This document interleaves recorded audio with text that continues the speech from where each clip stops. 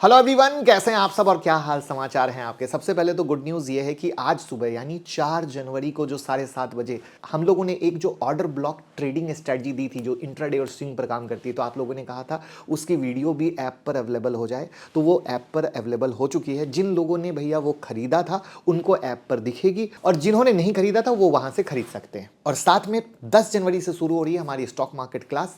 9708094321 पे कॉल करके class join करें और भैया 15% डिस्काउंट और साथ में अदर बेनिफिट का फायदा लें। तो चलिए शुरू करते हैं। आज का वीडियो कुछ लोगों को काफी दुख देने वाला है, क्योंकि ये एक ऐसे टॉपिक पर है कि कई सारे इन्वेस्टर का दिल टूट जाएगा। मैं ऐसा क्यों बोल रहा हूं, ये वीडियो देखने के बाद आपको पता चल जाएगा। क्या आप म्यूचुअल फंड में इन्वेस्ट करते हैं? तो रीजन क्या होगा कि आपका पैसा साल के 15% या उससे ज्यादा के CAGR से ग्रो करे, और उसके बदले में आप और आपके जैसे लाखों इन्वेस्टर फंड मैनेजर को एक फी पे करते हैं आपके कैपिटल को मैनेज करने की। लेकिन आपका फंड मैनेजर आपके हार्ड अर्न मनी को ही डुबा दे, तब आप क्या करोगे? और यही हुआ है निप्पॉन इंडिया फंड के केस में। एक ऐसा ही केस सामने आया है।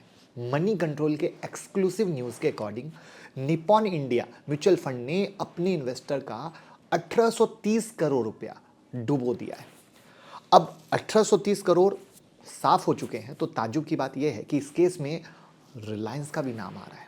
तो आखिर पूरी क्या बात है, कैसे आपका पैसा डूबा है, क्या होना चाहिए क्या नहीं होना चाहिए, रिलायंस का नाम क्यों आ रहा है, सेबी ने इस पर क्या एक्शन लिया है, तो आज इस मुद्दे पर हम पूरी डिटेल में बात करेंगे। पूरे केस स्टडी को समझने की कोशिश करेंगे। उससे पहले निप्पॉन इंडिया का थोड़ा बैकग्राउंड समझना होगा। पहले इसे हम रिलायंस म्यूचुअल फंड के नाम से जानते थे, लेकिन अब ये निप्पॉन इंडिया म्यूचुअल फंड के नाम से जाना जाता है।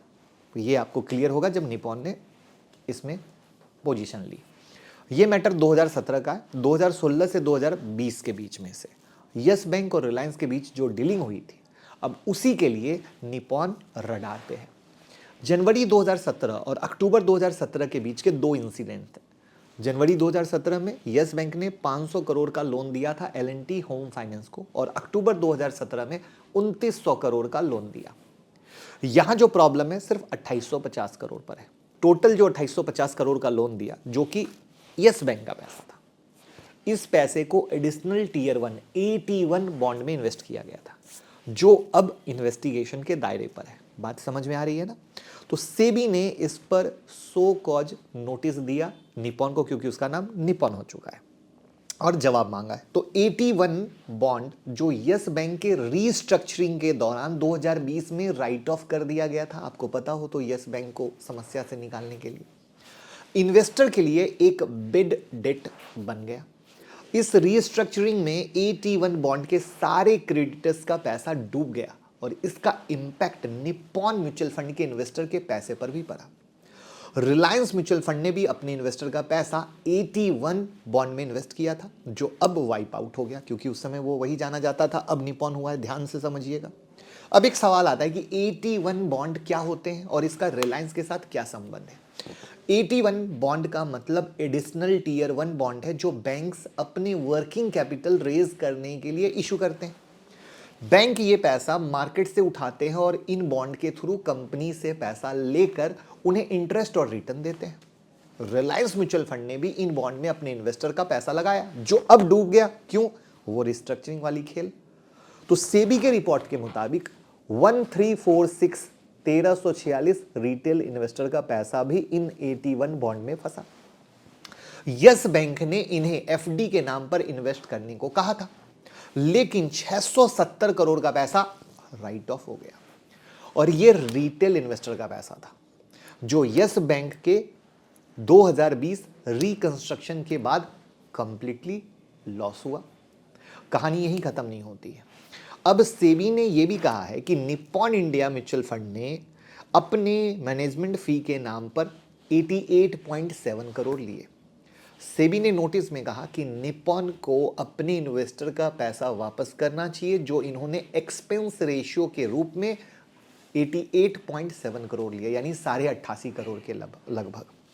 तो सेबी भैया काफी स्ट्रांग शब्दों में यह कह रहा है कि मैनेजमेंट फी इन्वेस्टर की हार्ड अर्न मनी है भैया, जो गलत इन्वेस्टमेंट में लगाई गई, सेबी ये भी कंसिडर कर रहा है कि निप्पॉन पर रिस्ट्रिक्शन लगाए, जैसे नए इन्वेस्टमेंट लेना टेम्पररी बंद कर दिया जाए।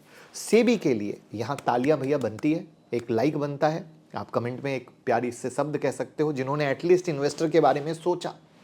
सेबी एक स्ट्रिक्ट रेगुलेटर है और वो भैया कहता है कि आप ईमानदार रहो, म्यूचुअल फंड कंपनी इन्वेस्टर के पैसे का सही तरीके से यूज करे, इस पर नजर रखती है। लेकिन कंपनी कहीं ना कहीं गलती कर देती है और इसीलिए रेगुलेटर होना जरूरी है। तो आपको क्या लगता है, सेबी कोई स्ट्रिक्ट एक्शन ले सकता है? कमेंट में जरूर बताइएगा।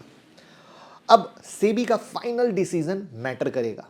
अभी मल्टी एजेंसी इन्वेस्टिगेशन चल रही है, सेबी, सीबीआई, ईडी, दूसरे रेगुलेशन के दायरे में। इसमें टाइम लग सकता है, लेकिन सेबी ने जो सो कुछ नोटिस दिया है वो इन्वेस्टर के लिए सुपर डुपर पॉजिटिव स्टेप है। इन्वेस्टर का विश्वास आएगा, निप्पॉन को जवाब देना पड़ेगा, और अगर गलत इन्वेस्टमेंट और मैनेजमेंट फी की बात प्रूव होती है तो सेबी क्या करेगी, स्ट्रिक्ट एक्शन ले सकती है कि भैया एक तो पैसा डूबा, ऊपर से तुम फी ले रहे हो, कितना गलत बात है, राइट? कम से कम फी तो नहीं लेनी चाहिए, ईमानदारी बनती है ना। लेकिन यहाँ क्या है, किसी से मोह माया नहीं है।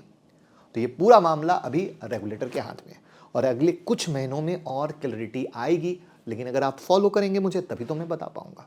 खैर, इस केस का आउटकम क्या होगा वो वक्त बताएगा। लेकिन आपसे एक विनती है, अपना पैसा सोच समझ के लगाएं। किसी भी फंड में बिना रिसर्च किए पैसा ना लगाएं। पैसा आपका है, वो आपकी पहली जिम्मेदारी है। और इस वीडियो को घर घर पहुंचाएं जो लोग म्यूचुअल फंड में इन्वेस्ट करते हैं, क्योंकि उनको भी जानना जरूरी है कि भैया आप जब पैसा इन्वेस्ट करते हैं ना, रिस्क ऑटोमेटिक आ जाता है, और रिस्क ऑटोमेटिक आ जाता है तो रिस्क के बारे में पता रहना जरूरी है। इसलिए कहा जाता है सावधान रहिए, सतर्क रहिए, तभी एक सच्चे और अच्छे इन्वेस्टर बनकर पैसा कमा सकते हैं। जैसे कल ही केतन मेहता की कहानी आपने देखी, केतन मेहता इज बैक, जो हमने चैनल पे बनाया। अब वो कहाँ मैनिपुलेशन हो रहा है, लार्ज कैप में, जो large cap super duper safe माना जाता है। अब सोचो लार्ज कैप में मैनिपुलेशन आ गया तो बचेगा क्या? वैसे ही अब ये दिग्गज नाम है, एक तो पैसा डूबा, चलो वो यस बैंक का हम मान रहे हैं कि रिस्ट्रक्चर हुआ था, वो एक कहानी अलग थी, बट एटलीस्ट आपकी ईमानदारी क्या बनती थी? आप वो फी नहीं लेते तो आप ईमानदार बनते कि आप सोचते अरे वाह चलो बहुत बढ़िया कंपनी है। तो ये एक बहुत इंपॉर्टेंट पॉइंट आता है जहां पर चीज उठी है। बट आगे क्या आएगा मैं आपके साथ शेयर जरूर करूंगा। बट वीडियो को शेयर करके प्यार देते रहिए, फॉलो करते रहिए। Thank you so much.